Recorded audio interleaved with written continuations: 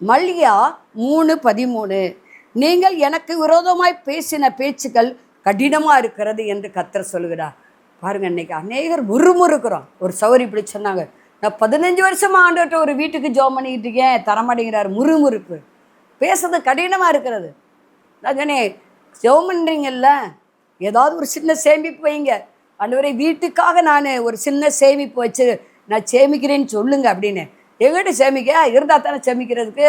ஆண்டவர் எப்படியாவது யாராவது எனக்கு எழுதி கொடுத்துட்டு போகணும். அது என்ன செய்வார்? ஆண்டவர் அப்படி சித்தாதுன்னா நிச்சயம் அப்படி செய்வார். ஆனால் எறும்புகிட்ட போய் கற்றுங்கன்னு சொல்கிறாரு.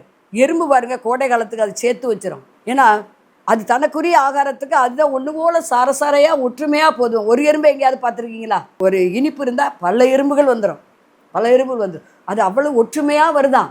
நீங்கள் எனக்கு விரோதமாய் பேசினது எனக்கு கடினமாக இருக்கிற. நிறைய பேர் முறுமுறுக்காங்க ஆண்டவரை.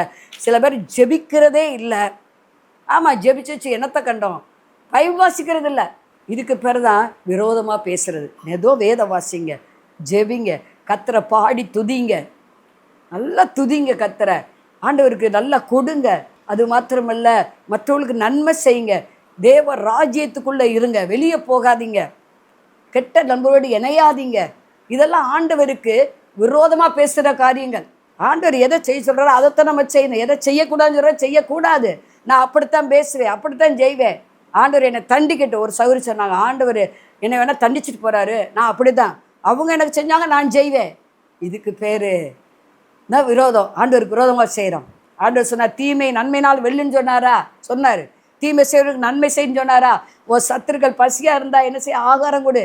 அவன் தாகமாக இருந்தால் தண்ணி கொடுன்னு சொன்னாரா?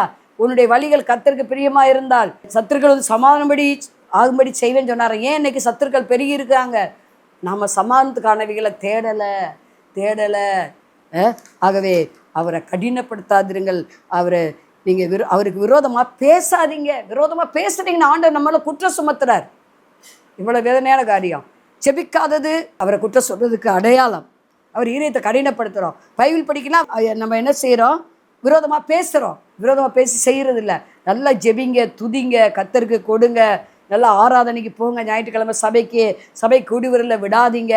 அப்பொழுது கர்த்தர் உங்கள் மேலே பிரியமாக இருந்து, என் பிரியமானவனே ஆத்துமா வாழ்வதோ எல்லாவற்றையும் வந்து சுகமாக இருந்து கண்டிப்பாக சொல்லுவார். அவருக்கு பிரியமானதை செய்யுங்கள்.